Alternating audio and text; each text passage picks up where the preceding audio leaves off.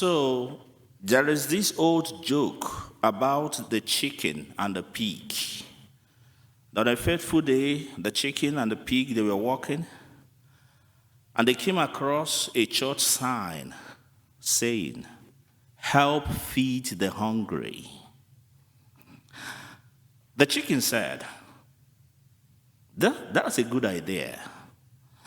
Let us help by putting our widow's mite. So the chicken said to the pig, at least both of us, at least will have something we can contribute. So the chicken said, let's give ham and eggs.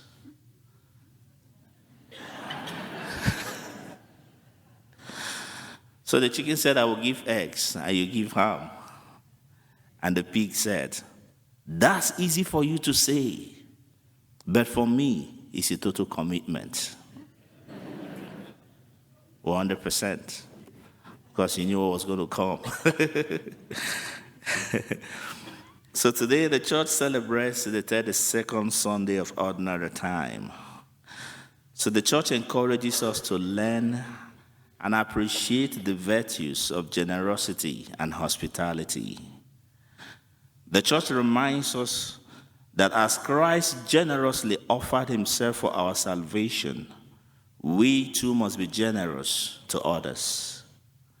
We need to surrender our lives to God with a humble and generous heart by serving others lovingly and sacrificially. So one theme common to the readings of this Sunday is generosity and trust in divine providence. So the first reading and the gospel today present poor widows who sacrificially gave their whole lives a means of livelihood to God. So the act of these poor widows foreshadows the supreme sacrifice Jesus would offer by giving his life for others. These two widows, whose generous and open hearts and hands, inspired by faith, are set before us today as a model for true Christian giving. Our ability to give remains a central aspect of our identity as sons and daughters of God.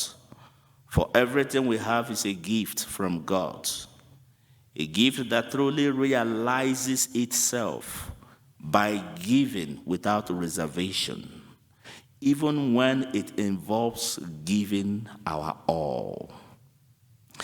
May God bless us with the grace to open our minds and hearts and hands toward others in generously giving, for they are refuge.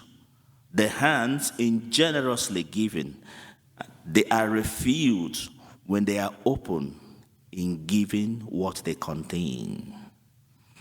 In our first reading, Elijah the prophet of God tested the generosity and faith of the widow of Zarephath. So fear of the future, fear of becoming financially insecure is one of the greatest enemies of generosity and prosperity. The fear that I might lose it all when I give. So Elijah knew how afraid the widow was. Indeed, her fear was genuine. That is, given the circumstances beyond her control at that moment. Because it was a time of great famine. There was hunger. There was starvation. People were dying. And this widow had got just a handful of flour and a little jar of oil. She was just gathering sticks to go make a little meal, so that once she and her child, once they eat the meal, and they will just wait for death because there is nothing else to eat. So Elijah understood the fears of this widow. But the widow believed the word of God through the prophet Elijah, that the jar of flour shall not go empty, nor the jug of oil run dry, until the day when the Lord sends rain upon the earth. So inspired by this and trusting in God, she baked the last handful of meal she had, her very last, which she shared with the prophets. And behold, the word of God came to fulfillment in her life, what God promised. In the gospel, Jesus contrasts the external signs of honor sought by the scribes with the humble sacrificial offering of a poor widow. And Jesus declares that that poor widow found true honor in the eyes of God, not the scribes. Jesus recognized and praised the widow, for she, from the little she had, has put in everything she possessed, all she had to live on. The link between the two widows is that they gave everything they had to live on, their last resort.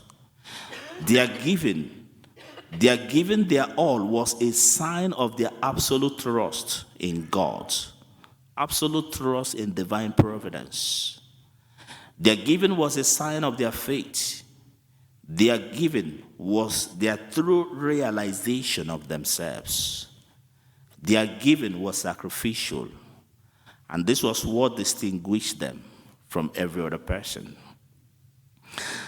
Giving is empty if it contains nothing of sacrifice. Our giving is simply empty if it contains nothing of sacrifice. We give without sacrifice when we give to be recognized by men and women and be praised by those around us. We give for the motives of honor, prestige, and recognitions. We give without sacrifice when we give to subject others to our selfish manipulations and gratification. A type of giving that is devoid of charity. We give without sacrifice when we give without trust in God's providence. We give without sacrifice when we give only what we can comfortably spare. We give without sacrifice when we extend our hands without a corresponding extension of our hearts, neither with sincere sentiments of the soul, nor with the right reaction of the spirit, nor with the inspiration from faith. We give without sacrifice when we give simply because we expect something in return. We give without sacrifice when we give because we are pressured to do so and do not want to be embarrassed. We give without sacrifice when our giving is devoid of the Christ element. The Christ element is a characteristic of the one and unique priesthood of Christ, as we heard in the second reading, who has made his appearance once and for all to do away with sin by sacrificing himself. So with trust in his Father, Christ generously offered himself as a holy and living sacrifice. St. Teresa of Calcutta, Mother Teresa, once narrated a story of how one day she was walking down the street and a beggar came up to her and said, "Mother Teresa, everybody is giving to you. I also want to give to you." A beggar. "I also want to give to you so as to reach out to the poor through you." The beggar said to Mother Teresa, "Today for the whole day I got only 15 rupees. So the 15 Indian rupees is equivalent to 20 cents. 20 cents. I want to give it to you." Mother Teresa thought for a moment, if I take the 15 rupees, he will have nothing to eat tonight. And if I don't take it, I will hurt his feelings. So she said, "So I put out my hands and took the money. I have never seen such joy on anybody's face as I saw on the face of that beggar at the thought that he too could give to Mother Teresa. She said, that gift meant more to her than winning the Nobel Prize. Mother Teresa went on. It was a big sacrifice for that poor man, that poor beggar, who had sat in the sun begging the whole day long and received only 15 rupees, just 20 cents. Then she said, 15 rupees is such a small amount, and I can get nothing with it. But as he gave it up and I took it, it became like thousands because it was given with so much love.